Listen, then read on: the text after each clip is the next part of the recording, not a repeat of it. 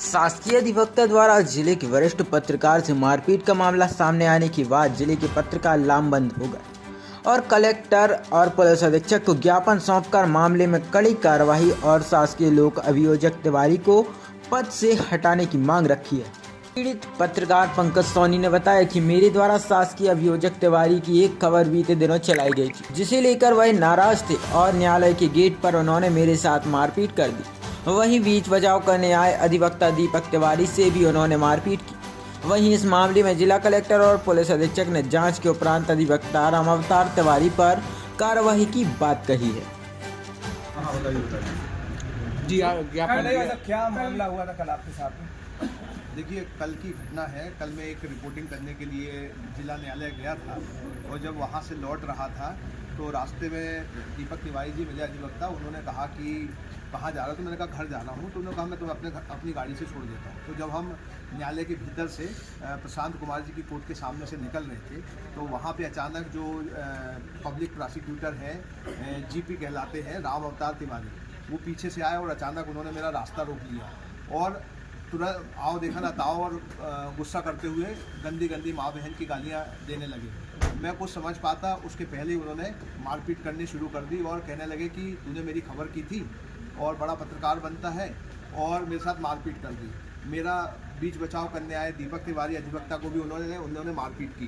तो अचानक जब मैं समझ पाता, मुश्किल से 2-3 मिनट के अंदर मेरे को समझ में नहीं आई कि क्यों मार रहे, क्या घटनाक्रम हुआ, लेकिन वो लगा कि खबर की वजह से उनके मन में पीड़ा है और उसकी वजह से वो ये सब घटनाक्रम कर रहे हैं। इसके बाद उन्होंने कहा कि मुझे मेरे तरफ बड़े, मेरे मोबाइल तोड़ने के लिए, छीनने के लिए। तो मैं वहाँ से फिर भागा सीढ़ियों से उतर के और उन्होंने मेरा दूर तक पीछा किया।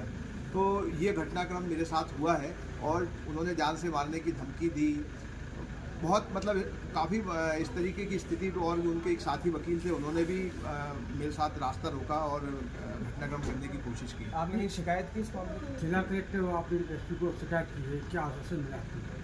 मैंने इस मामले की सागर के कलेक्टर को भी शिकायत की है और उनको बताया है कि जो पूर्व में घटनाक्रम हुआ था उसमें ये आरोपी हैं और उसके बाद गोपालगंज पुलिस ने अब तक इन पर कोई कार्रवाई नहीं की है। लगातार इनको स्पेयर किया जा रहा है। ये काम पे भी जिला न्यायालय जा रहे हैं। मतलब आप न्याय की विडंबना देखिए कि गोपालगंज के गंभीर मामले के आरोपी होते हुए लगातार काम कर रहे हैं जिला न्यायालय में और ना इन्हें पुलिस पकड़ रही है और ना विधि विधायी द्वारा जो इन पर इस मामले को लेके जो कार्रवाई के लिए कहा गया है, ना उस पर कोई कार्रवाई की जा रही है। तो लगातार इनको बचाया जा रहा है और इनको इतना प्रश्रय मिल रहा है, इतना संरक्षण मिल रहा है कि ये न्यायालय के मंदिर में ही आपराधिक वारदात करने से पीछे नहीं है। और इस घटना के बाद से सारे पत्रकारों में भय व्याप्त है और शहर के लोगों में भी स्तब्धता छाई हुई है कि ये किस तरीके का न्यायालय परिसर में घटनाक्रम हो रहा है, उसे अपराध का अड्डा बना दिया गया है। भारत सरकार ने एक वक्तव्य लिखा है कि चौथे स्तंभ को कोई भी नुकसान पहुंचाए तो उस पर सख्त से सख्त कठोर कार्रवाई की जाएगी।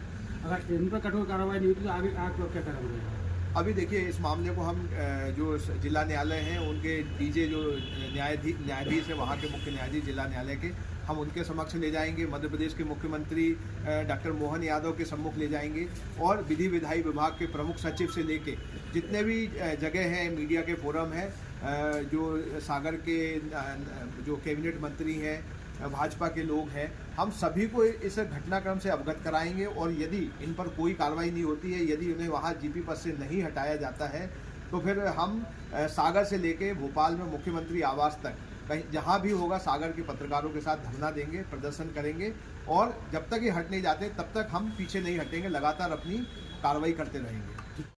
इसमें जो आवेदक हैं उनके द्वारा थाने पर पहुंचकर एक शिकायत दर्ज कराई गई है कि कोर्ट परिसर के पास उनके द्वारा उनके साथ किसी व्यक्ति के द्वारा मारपीट की गई और जो उन्होंने बताया कि वहाँ पर उनका नाम और पहचान उन्होंने बताई है। पुलिस ने उसको तहकीकात करते हुए और एक मामला पंजीबद्ध किया है और आगे भी वैधानिक कार्रवाई हम लोग करेंगे। कब तक कार्रवाई कंप्लीट हो जाएगी?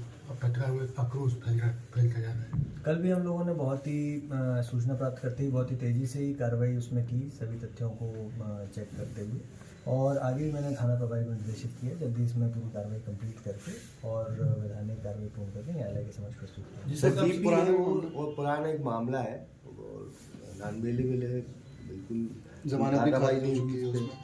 पुलिस कुछ एक्शन लेगी उस पर? पुराना जो मामला आज आप सभी ने संज्ञान में लाया भी है उसमें भी पहले भी कार्रवाई हुई, आई थिंक कुछ उसमें आरोपी गिरफ्तार भी हुए हैं। अन्य आरोपियों के संबंध में भी आगे कार्रवाई के लिए मैं निर्देशित कर रहा हूँ। उस कार्रवाई भी शीघ्र की जाएगी तथ्यों के आधार पर, साक्ष्यों के आधार पर।